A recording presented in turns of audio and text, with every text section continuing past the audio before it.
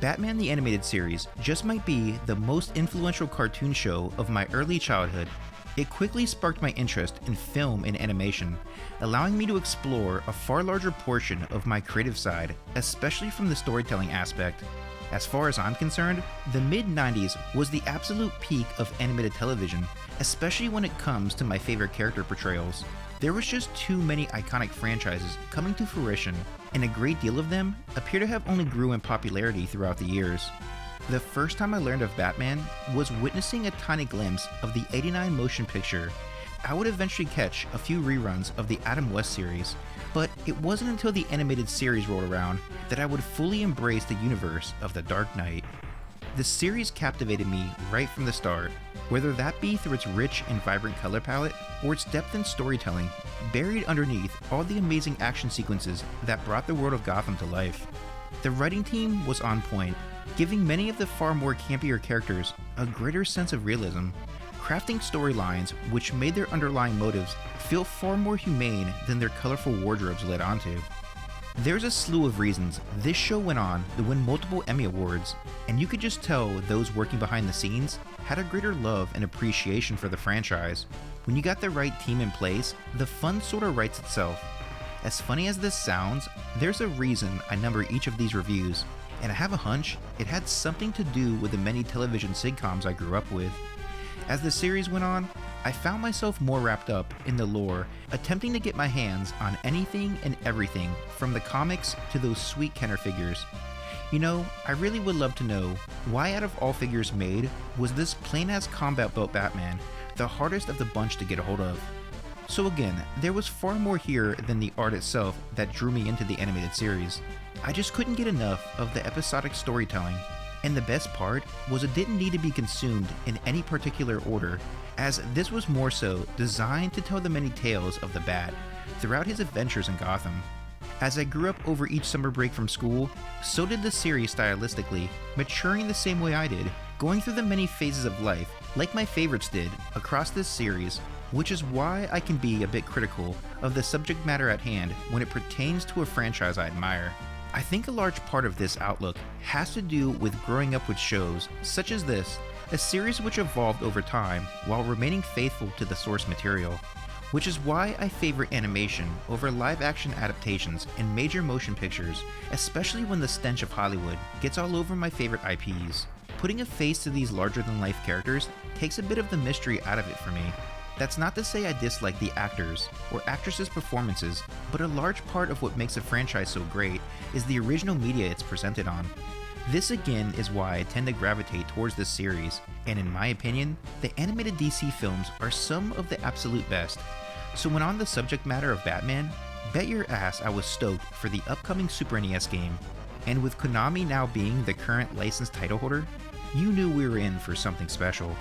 So grab some popcorn, maybe a drink or two, because you know the deal here. We're going to break this down like any good season of your favorite series, episodically exploring this 16-bit animated exclusive, now unfolding inside this Konami-verse, where brand new threats emerge across the main streets of Gotham. After countless defeats at the hands of our hero, the inmates at Arkham have put their criminal minds together in efforts to finally rid themselves of Batman, an elite network of Gotham's most powerful players united under one common denominator, their hatred for the Bat. With a combination of brains and bronze, it wouldn't be long before they crafted a way out of their steel confinement. As the sirens went off, the sounds of panic sent the city into a frenzy, as this infamous cast of villains look to reclaim their place atop the city.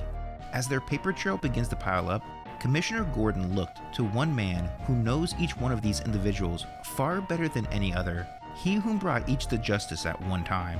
With that said, never has a threat of this caliber been constructed under such a unified front, growing stronger by the minute, as new and old foes alike have now been spotted all across various sectors of Gotham, creating something far more sinister than the city could possibly imagine.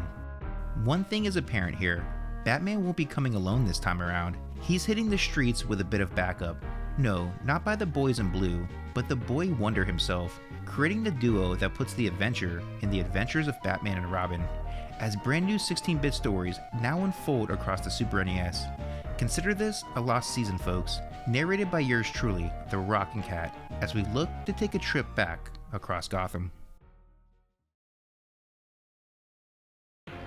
With each of our adversaries returning to old stomping grounds, we gotta take a step back momentarily and strategically plan for what's ahead here. It's only a matter of time before this terror squad begins to run roughshod across Gotham. What can I say? Old habits are hard to break, right? So you will need to familiarize yourself with new and old items to identify what's best to take into combat against each of them, as events here unfold episodically, placing the spotlight on them individually. As soon as you get the call, take to the night, gripping the controls as you siphon through your new arsenal. You've got a few new maneuvers we must master over time, yet from the initial jump, this is the closest you will get to living the Batman experience. It's extremely satisfying tossing out batarangs to disarm your foes, only to hip-toss them down into the cold hard pavement. Your old faithfuls are all here, but it's how they're used in tandem with these new additions that really make this package come together.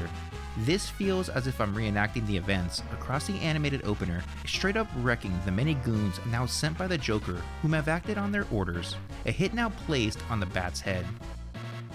Unfortunately, those stakes are a bit too high here, leading to a punishing exhibition. As you put on this clinic, you'll have a chance to familiarize yourself with your new toys.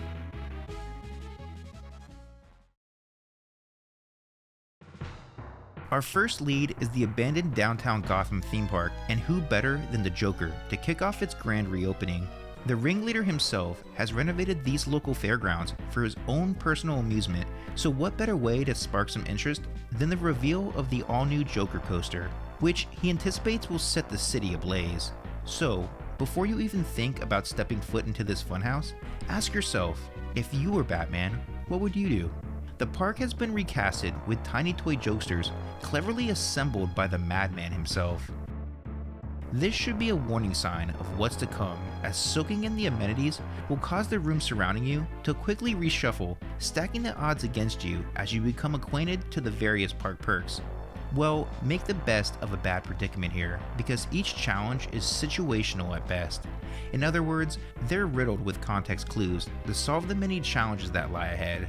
There's a heavy emphasis on puzzle solving throughout your journey, so you're going to have these moments where you need to utilize your surroundings, taking into account all the moving parts in order to troubleshoot the problem at large.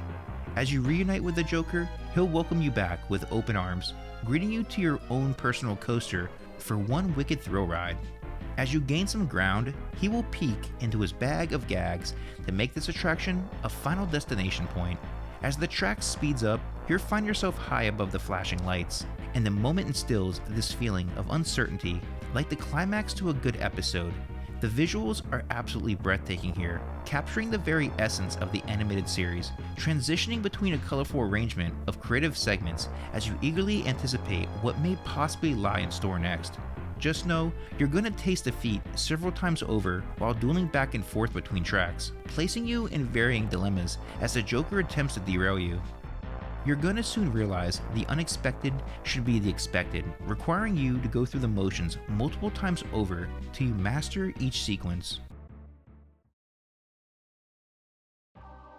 Each stage is cleverly designed around the villain in question, so beware, Poison Ivy will take full advantage of the spotlight, planting her roots deep inside your surroundings, manipulating the forest around you as she bends Mother Nature to her will. You're surrounded by female guards, which can easily throw you off your game when in close range combat. But take a moment and don't overreact here. Sure, you could just run past the poison guards, but you're inevitably getting pegged by those tiny tree saplings. So, disarming the guards momentarily with your batarang might be a good idea here. Again, it's all about your approach and using your tools to your advantage to make the very best out of a sticky situation. You have a challenging hike ahead of you, navigating the terrain as it constantly changes like the seasons. It's sort of like a bad case of global warming, as the wildlife looks to pluck this tiny intruder from its roots, freely roaming in this garden of evil. If you master your mechanics, you can fly through the forest carefree, as you've done so many times before across the pages of those sweet DC detective comics. When you reach the Queen's Greenhouse of Horrors, she will introduce you to her latest hatchling. Stand guard and prepare to switch up your offense, paying close attention to this sucker's roots as it quickly uproots itself, racing back and forth, whipping those razor-sharp vines while looking good and ready to cross-pollinate with some airborne saplings. As this Venus Battrap scurries about, be sure to keep it good and hydrated with a tall glass of batarangs, chopping this sucker up into a hearty mix of spring greens. As one threat is thwarted, another emerges. It appears the Penguin has put plans in place to ransack the Gotham Museum, tying up the poor staff and placing the building on complete lockdown. To make matters worse, he causes a blackout to keep our hero off his robust scent. A large portion of this stage requires you to search the building top to bottom, rescuing the unfortunate casualties tied up across the various floors. The Penguin's hired hitmen have rigged this building with explosives to take your feet out from underneath you. The stages throughout this adventure are bite-sized in the traditional sense, yet what they lack in size, they make up for in presentation, requiring you to once again go to your trusty utility belt for a solution. You'll compile evidence to discover which rooms house each hostage, and by doing so, you'll reacquaint yourself with the Penguin, who will attempt to thwart your advances just long enough to call him back up as you quickly go toe-to-toe with the Penguin across the rooftops for a cinematic showdown. The Penguin still rocks his vintage moveset, hovering above you as if he's circling his prey, only to drop down below at the most convenient time to empty a clip. Easy enough, right? Well, there's just one problem. This whole shebang is going down with a massive helichopper hovering behind you, looking to pump old Batsy full of lead. 1, 2, 10. Now that's some real mob shit right there, but only the best for the boss man. With the Penguin dethroned, you have an opportunity to reunite with an old flame. It appears she's on the hunt yet again, just not looking for any playmates, but more so playthings. She's currently in the process of robbing the local jeweler for some shiny new toys. As our episode unfolds, you will be fast on her heels, sticking close behind her on foot, zipping across the back alleys of Gotham. You need to adapt on the fly, navigating a far more platform-heavy stage, so strengthen those reflexes and think it through before committing to each jump. Take into consideration what's unfolding before you to get a head start on catching your queen, as the two of you will soon be spotlit high across the city rooftops, battling it out at every crossroads for a war of the roses. Each lover's spat between these two fleshes out their complicated history together, finding Batman attempting to save Catwoman, whom is unwilling to change her ways as she continues to spiral down a dark path of no return. As the episode comes to a close, these two will take a tumble, battling their way into a truce as this quarrel gets the much needed closure it deserves. While trying to patch things up with Catwoman, Two-Face has finally resurfaced, now on the run after a recent bank heist, so take to the Batmobile to cut him off at the pass ahead. Operating the Batmobile is executed from a top-down perspective, as you now man the wheel while operating those massive Gatling guns mounted to its sleek metal frame. You will need to fire off rounds while avoiding the goon squad that attempts to block your lane. It's a race to keep the pace, taking each turn with pinpoint precision while calculating the perfect turning radius around each bend. As you find the perfect pocket between each cluster of cars, you can shave just enough time off the clock to intersect with Two-Face. When this occurs, make your presence felt, firing off rounds non-stop till you bust up this janky Uber. Poor driver, looks unsure to stop or go at this point. So, when he does come to a halt, just be sure to stay behind him so they can't open fire. If you stick to your guns here, these boys will be packing it up quicker than the money spent on this sorry cab fare. While you were busy sending Two-Face back to the big house, the Riddler managed to breach Gotham's police force, luring Commissioner Gordon and his daughter into his very own cyberspace, just the bait needed to bring old Batsy out of hiding. You'll be required to lock into the Riddler's own virtual reality as if you're plugged into the Matrix, piecing together clues to solve the Riddler's riddling riddle. Sometimes you feel like you're going in circles, But did it ever dawn on you? Things aren't always what they appear to be, so work smarter, not harder, because with the right tools in hand, it's gonna make life far easier. We just gotta look at everything under a microscope, approaching each case from the villain's perspective, as you go to the dark side, deep inside the Riddler's World Wide Web, playing a game of mental gymnastics to put this evil genius in checkmate.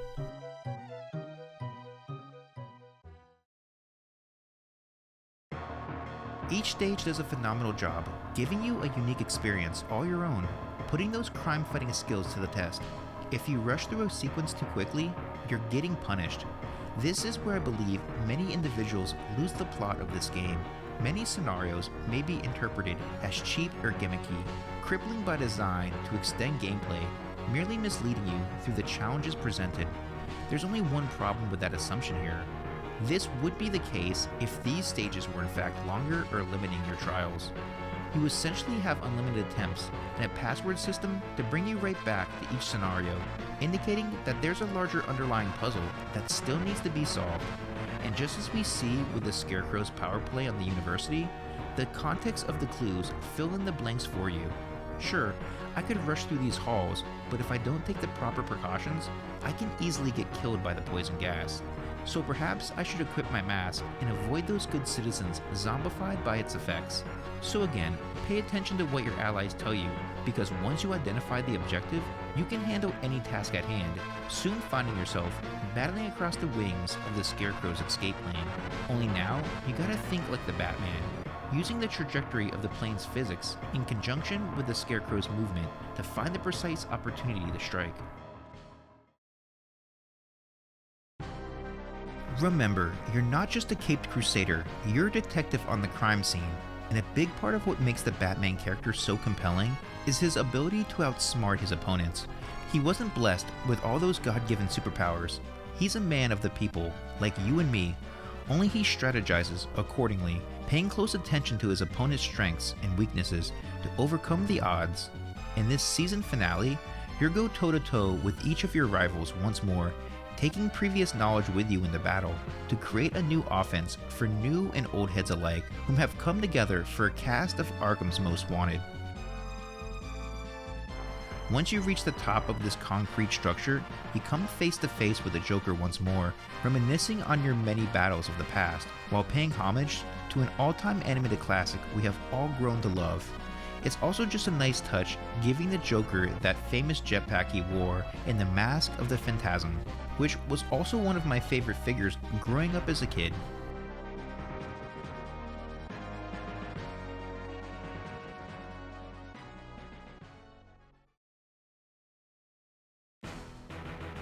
The Adventures of Batman and Robin may be the closest thing to a perfect action platformer based on this hero's likeliness. It manages to take key elements from past entries, recapturing the very best aspects of them. This gave me a taste of what a true Batman experience could look and feel like. Episodic storytelling rolled out like a typical after-school routine would, coming home from a frustrating day of school just to find an escape, if only momentarily. Konami managed to bring a timeless rendition of an all-star cast to life, finding compelling ways to wrap them up in creative story plots, which unfolded through their many wacky antics. Each act managed to capture this flawlessly, diversifying the source material just enough through Konami's mastery of home hardware, playing off each character's strengths through a wide diversity of game design, unfolding to stunning visuals that pulled you right into each scene as if you're witnessing a brand new season of the animated series unfolding before you, teleporting you back to that very moment you fell in love with the show to begin with. In many ways, the gameplay itself paints the picture for you, just how we as individuals connect with others through our many senses to share our story. After playing through this, you just knew those who worked behind the scenes had a greater appreciation for the series. They understood the mission the same way Batman studies his many adversaries. When it comes to the golden era of retro gaming, this is hands down the definitive Batman experience, and one that can only truly be appreciated after you've played through it in its entirety. It's not just a Batman game, it's a tiny time capsule which opens up to my childhood and many other 90s kids alike. Funny enough, with that said, I do have one gripe, a very minor nitpick.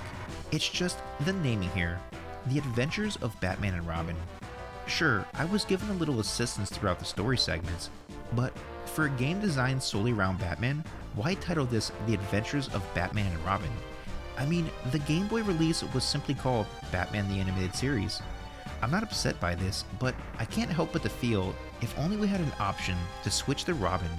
Well, maybe there's more to this story than meets the eye.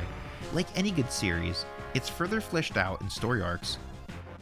So, as quickly as one season comes to an end, another opens, because the city of Gotham never sleeps, and new threats are always on the rise. Only this time, those threats appear to be taking place on the opposite side of the city, which just so happens to be the home turf of the legendary Sega Genesis.